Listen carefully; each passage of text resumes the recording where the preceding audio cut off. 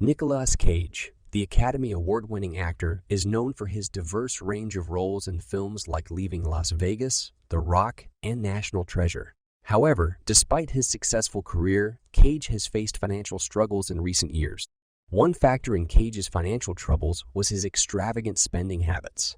He has a reputation for making lavish purchases, including a collection of rare and exotic cars, such as a $1 million Ferrari Enzo and multiple Rolls-Royces. He also reportedly spent millions on jewelry, artwork, and other luxuries, such as two albino king cobras, a Gulfstream II jet, a castle in Germany, and a pet octopus. Cage even outbid Leonardo DiCaprio for a 67-million-year-old Tarbosaurus skull and purchased two Bahamian islands for his private use. In addition to his spending habits, Cage also made a series of poor financial decisions that contributed to his financial troubles. In the 2000s, he invested heavily in real estate, buying numerous properties in California and other states, including a famous haunted house in New Orleans that belonged to a socialite serial killer in the 1800s, and a property with a zoo. However, the value of these properties plummeted in the wake of the housing market crash, resulting in significant losses for Cage. Cage's financial problems were further exacerbated by his high level of debt. He reportedly owed millions of dollars in back taxes to the Internal Revenue Service and was sued by several creditors. In 2009, he was forced to file for bankruptcy in order to restructure his debts. In recent years, Cage has worked to improve his financial standing and pay off his debts. He has sold several of his properties and reportedly taken on more acting roles in order to increase his income. Despite these efforts, it is likely that Cage will continue to face financial challenges in the future. In addition to his financial struggles, Cage has faced numerous legal issues in recent years.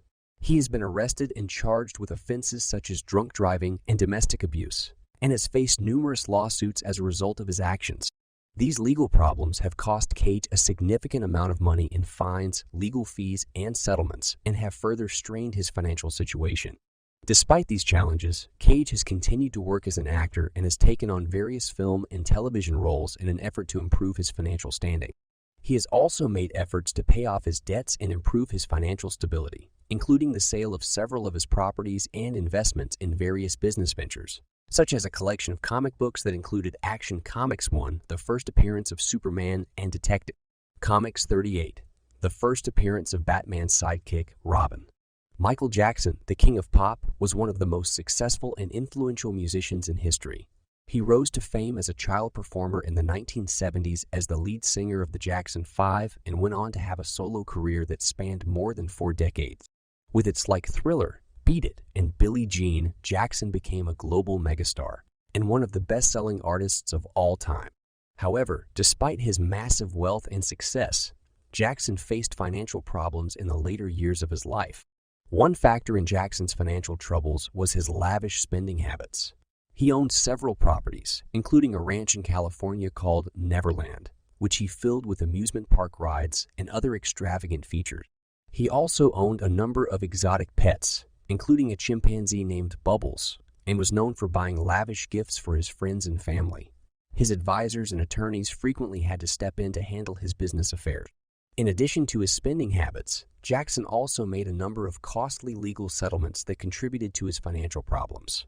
In 1993, he paid a $15 million settlement to a 13-year-old boy who accused him of sexual abuse. In 2005, he was acquitted of charges of sexual abuse in a criminal trial. He faced several lawsuits, including one brought by his former financial advisor, who claimed that Jackson owed him millions of dollars in unpaid fees. Jackson was also sued by several creditors, including a Las Vegas casino and a concert promoter. Jackson's financial problems were further exacerbated by his high level of debt. He reportedly owed millions of dollars in back taxes to the Internal Revenue Service (IRS) and was sued by several creditors. In 2007, he was forced to sell Neverland, which had cost him an estimated $60 million to purchase and maintain, in order to pay off his debts. In the years leading up to his death in 2009, Jackson's financial situation had become dire. He was deeply in debt and was struggling to generate income. Despite his efforts to improve his financial standing, including the launch of a comeback tour and the sale of various properties and assets, Jackson was unable to pay off his debts and restore his financial stability. Jackson's financial struggles had a significant impact on his personal life and career. He faced numerous legal problems, including a criminal trial in which he was acquitted of charges of sexual abuse.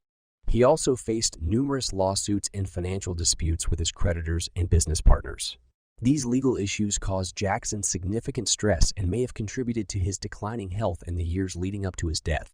In 2009, Jackson was scheduled to embark on a comeback tour called This Is It, which was expected to generate millions of dollars in revenue. However, the singer died suddenly on June 25, 2009, at the age of 50, before the tour could take place.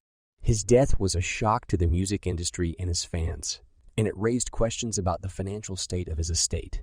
By the time he died, it was estimated that he was more than $400 million in debt. Jackson's financial problems were eventually resolved after his death, when his estate was able to pay off his debts and restore his financial stability. In 2010, the IRS dropped its claim for back taxes against Jackson's estate, and the singer's debts were paid off using the proceeds from the sale of his music catalog.